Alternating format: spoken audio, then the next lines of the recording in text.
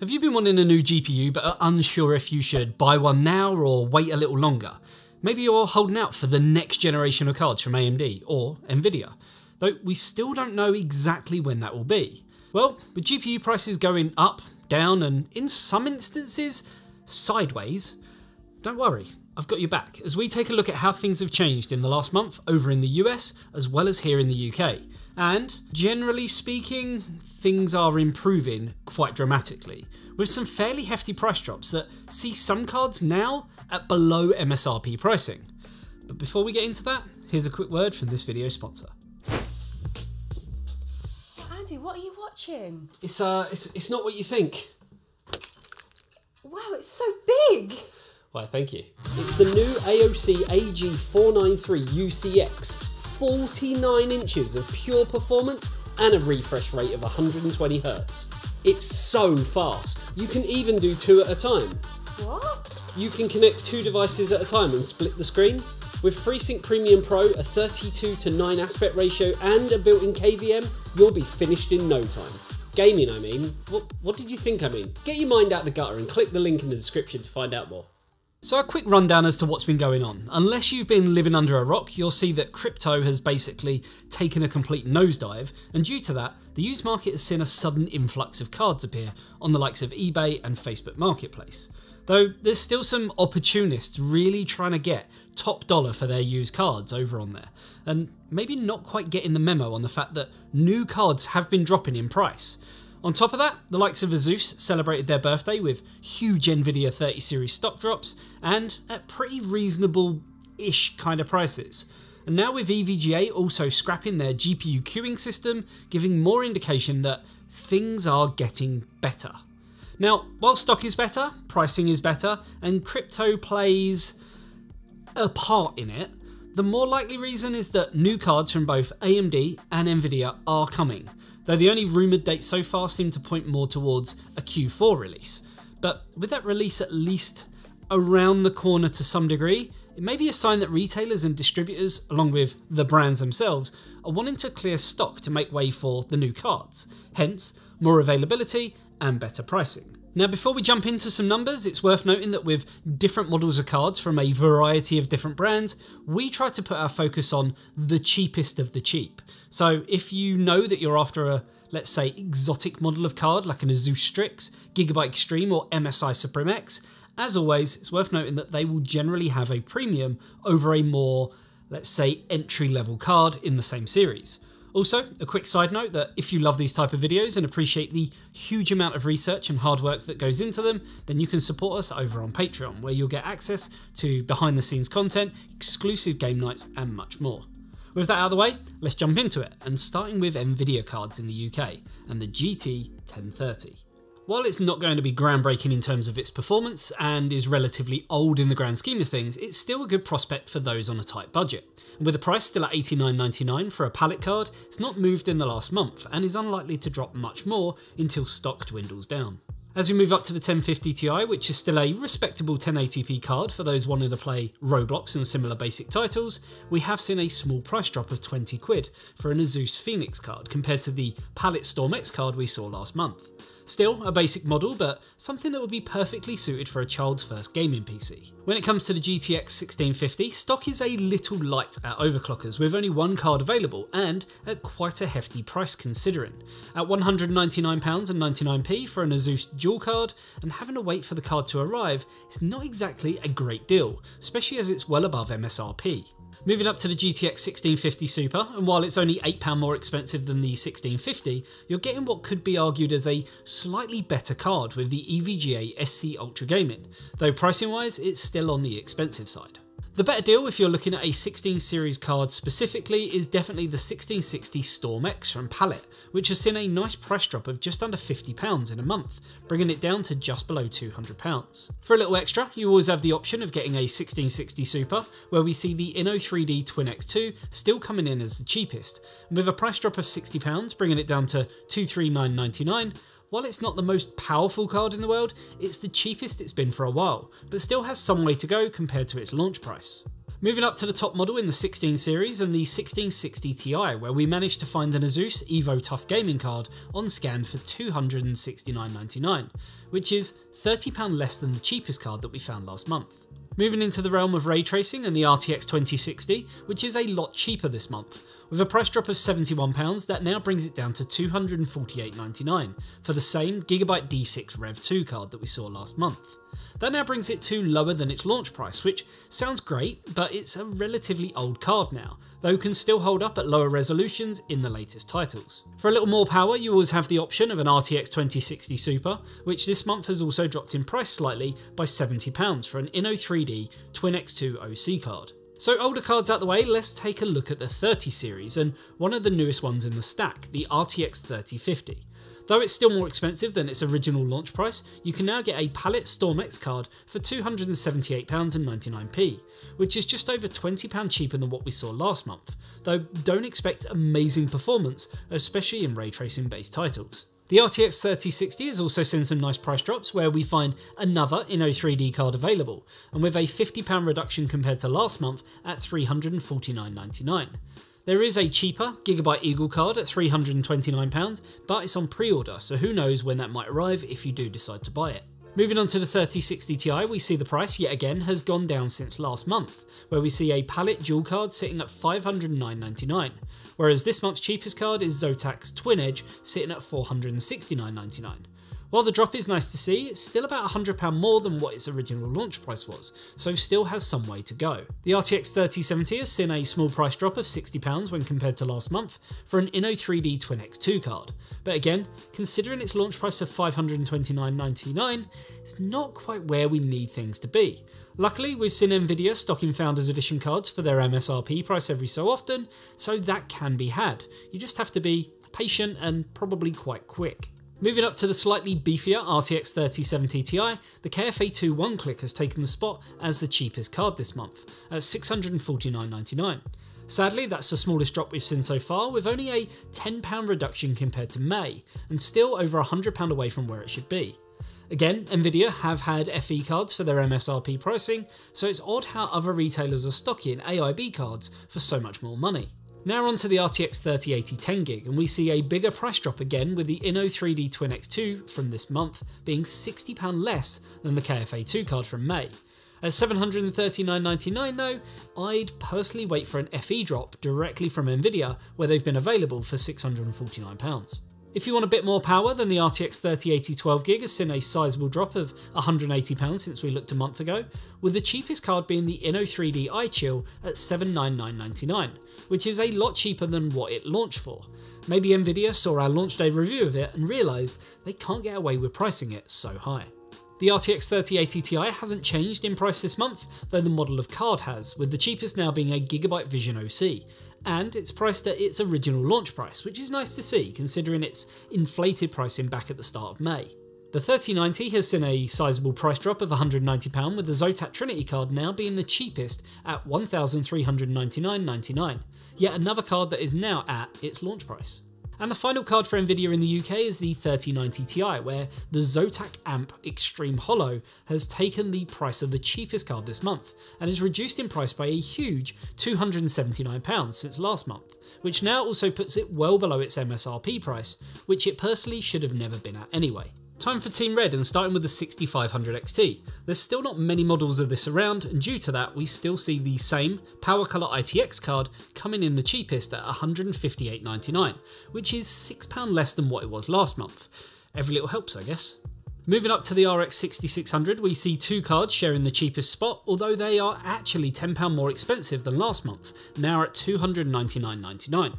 The slightly beefier 6600 XT hasn't changed at all since last month, with the Power Color Fighter model still coming in the cheapest at £359.99.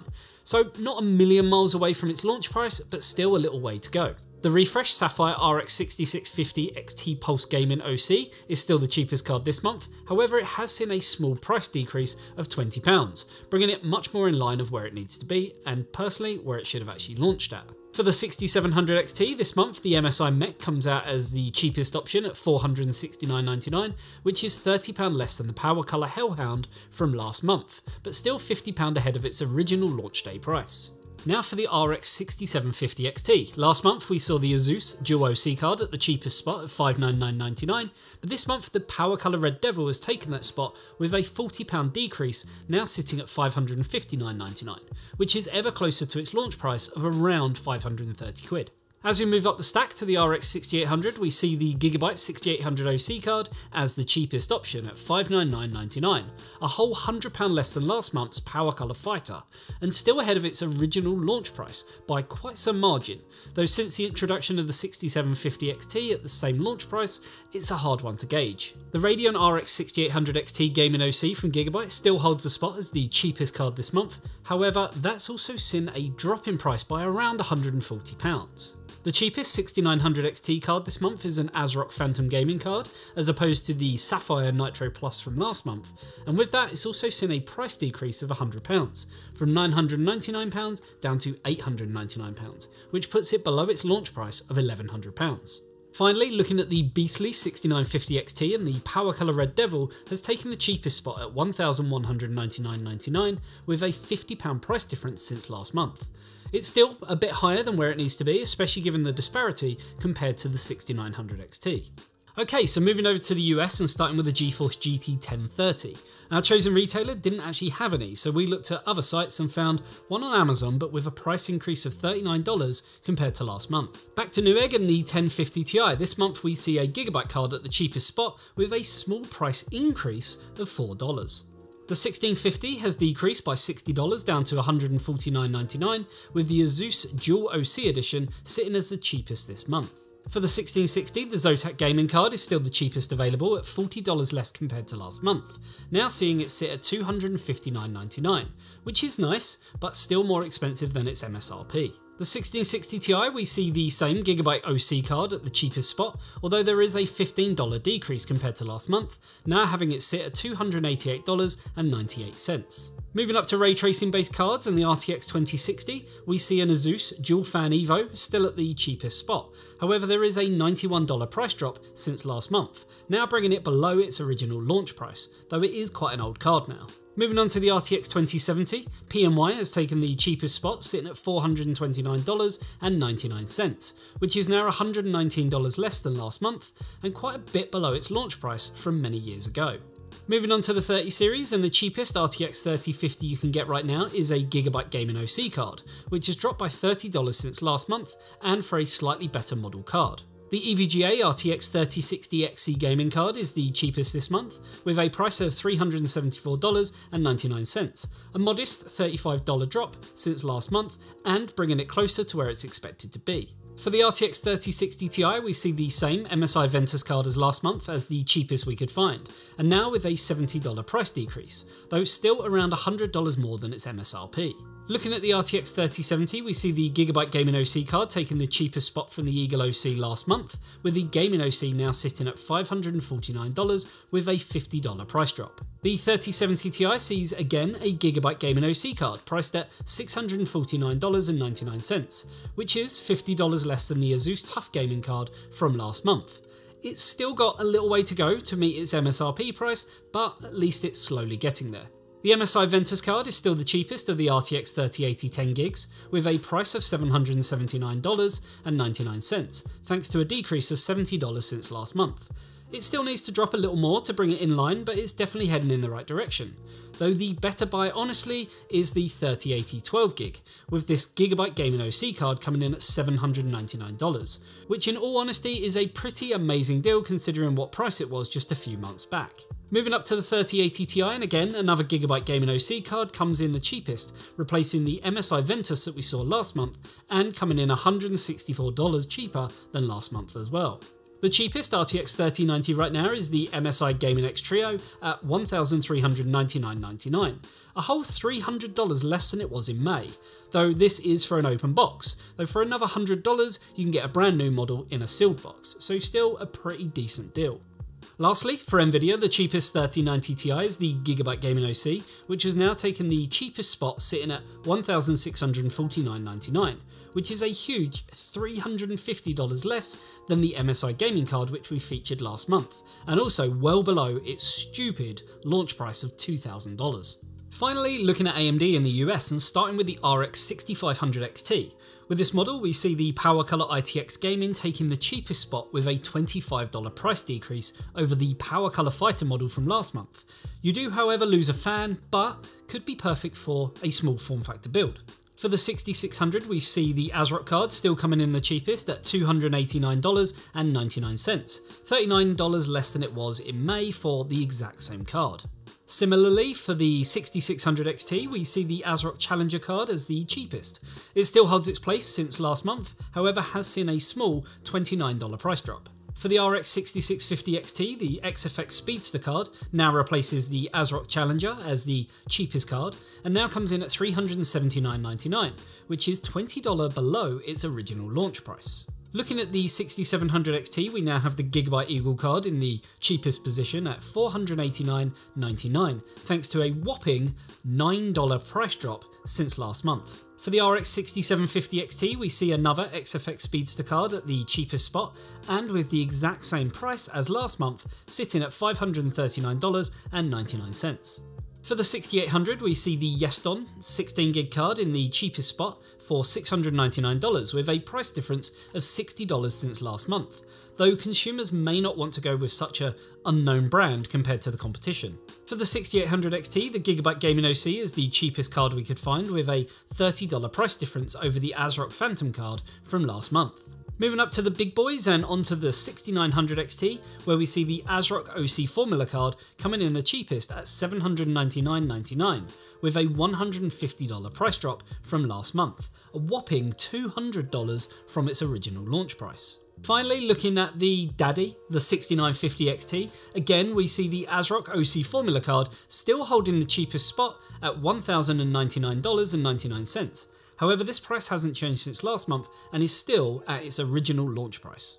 So as always, a lot of information to take in, and while last month it seemed that the UK was seeing bigger price drops and things moving more in line with where we'd expect, it now seems like the US is actually catching up, especially on the higher end with some huge price cuts, which, I'll be honest, are a bit inflated in the first place. I mean, the 3090 Ti should have never been $2,000, so while it has dropped down to $1,650, I kind of feel like that's where it kind of should have been when it launched anyway. In the UK, there were still some nice price drops to be had, and I feel that a lot of getting cards for the right price, especially on the Nvidia side, is really going to come down to timing. With Nvidia and some of their AIBs doing these fancy stock drops, they will be limited to a certain degree, so it's kind of a matter of getting them at the right time. Now, one thing I'd suggest for you is to join our Discord. The link is down below, as there are tons of like-minded users who are in the same boat, who historically have shouted from the rooftops as soon as they see a card appear for the right price. Now, I mentioned earlier that crypto has had a part to play in this, and with anything crypto related, it's quite a volatile thing to deal with, so it could have the opposite effect as we move into July, so be warned for that. But I think it's safe to say that the main piece in this puzzle is that new cards are coming, and the channel, as we showed, clearly has no issue with stock now.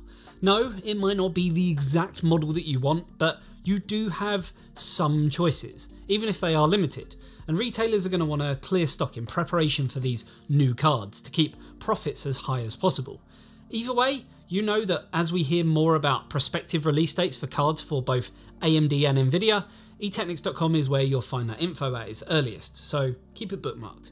Should you buy now or wait? That is the big question, and maybe we'll make a video on the pros and cons of that, so let me know in the comments if that's something you want to see in an upcoming video.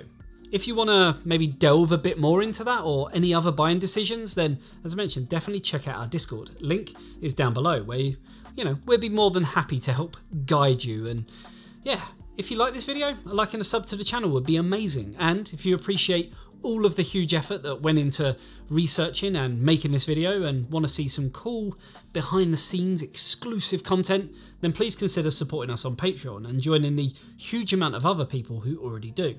Again, that link is down below. And with that, I'll see you in the next one. See you later, guys. Bye-bye.